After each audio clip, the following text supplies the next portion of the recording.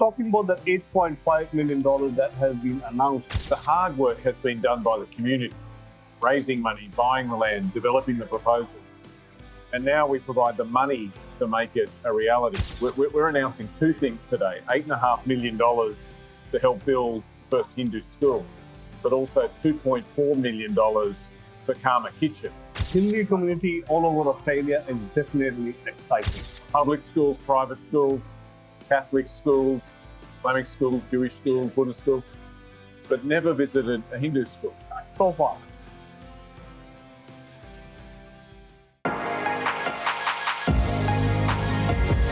Voice aajKal, our medium, your message. Good evening, everyone. My name is Navneet Anand for Voice aajKal, our medium, your message. Today, I'm sitting in Little India, Harris Park, Chatkas, talking to Minister of Education, Jason Craig. Welcome to the show. Thanks very much. It's great to be here. I still remember having a chat with you when we had the Indian Minister of Education. You were talking about the Hindu school. And today, the announcement has been made. Yeah.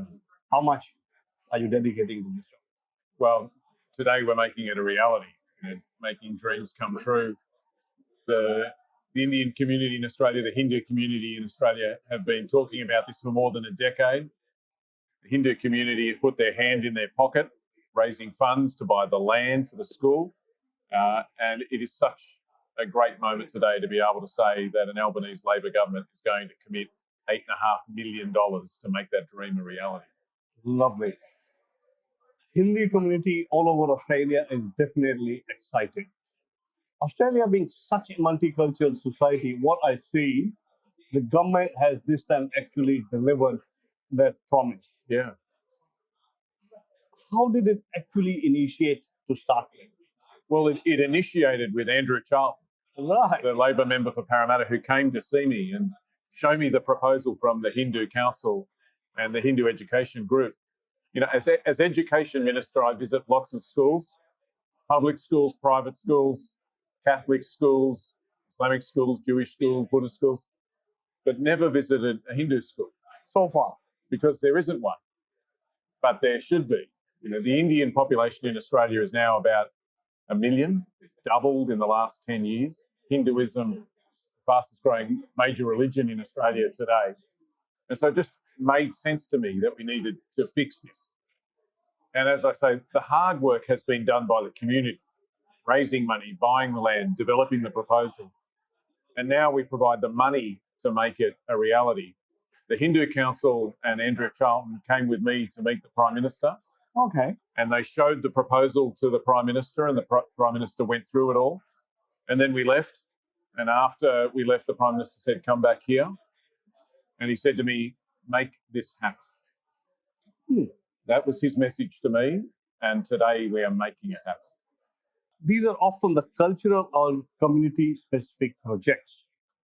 But whereas the knowledge is there for the wider community too. I think the school is not only for the Hindu students to come and study, probably it will be catering more of the multicultural society as well.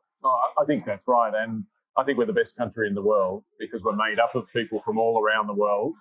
And a big part of that is making sure that there are places to worship and places to learn.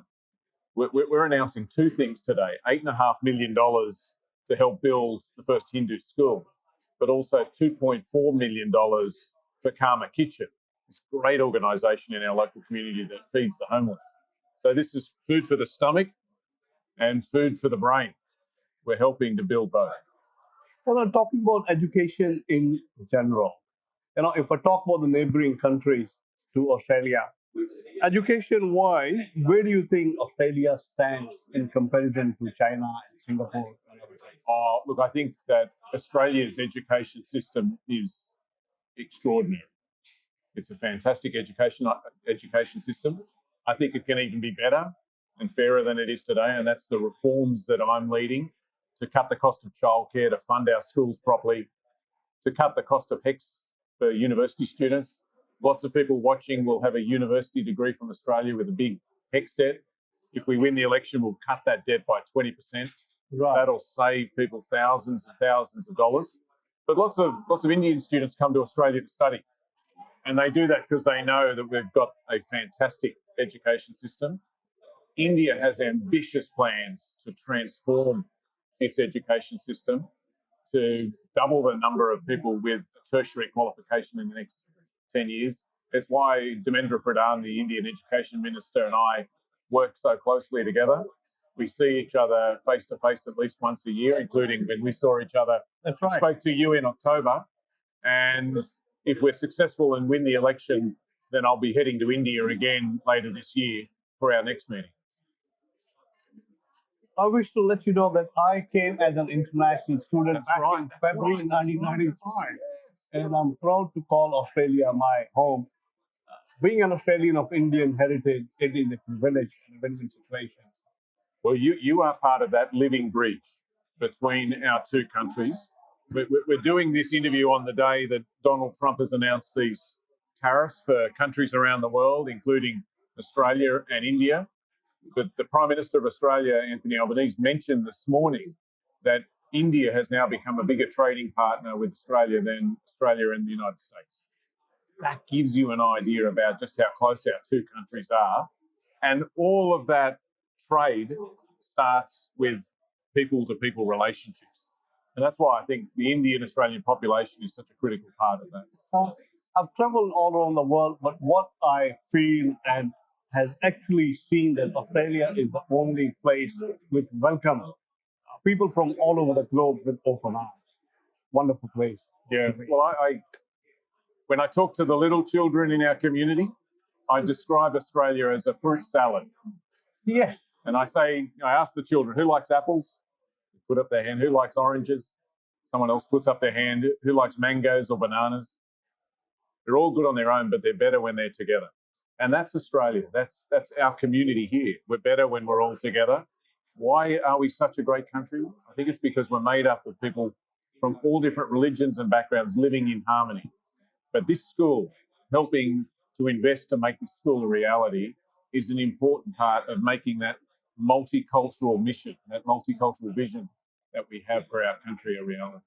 Talking about the $8.5 million that has been announced by you and Henry Charlton, how would payment be released? Would it be in parts or would it be used for construction? We'll work with the Hindu Education Group on that. We want to provide that money for them at the speed that they need it.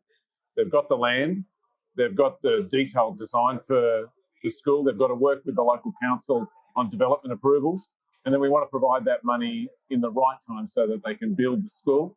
They're going to start small, sort of kindy to year 2, but over time that school will grow into a full-scale primary school and then K to 12. And as we talked about today, this is a special day because we're announcing the first Hindu school in Australia, but in 10 years' time, in 20 years' time, we'll look back and there'll be many Hindu schools. And we'll remember this day as the day that it all began. I would be looking forward to travel with you as well if given an opportunity whenever you have the delegation going over. And wonderful. Love to have you there. Finally, to wrap up, education is changing as we see in our generation versus today's generation. Is Australia keeping up to the pace with the changes? We've got to continue to reform to keep up. You know, at the moment, around about 3 in 5 workers in Australia has a university qualification or a TAFE qualification. In 2050, in 20, 25 years' time, we think it'll be 4 in 5 workers. So that means we need more people to finish high school, more people to go to TAFE, more people to go to university. That's why we've got to invest more in our schools to make sure that more children learn to read and write, count, and finish high school. More reforms like free TAFE to make it easier to go to TAFE. And the reforms that we're making to make university cheaper, cutting the cost of X by 20%, is going to help to build the country of the future. Thank you so much. Finally, what would be your message to all the students listening to the Minister of Education? Well, listen to the teacher, listen to your mum and dad.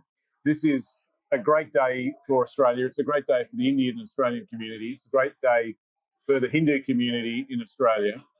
But most importantly, it's a great day for education because it's a day where we recognise just how important education is in building Australia's future. Thank you so much, Mr. Clare. Thank you. Thank you.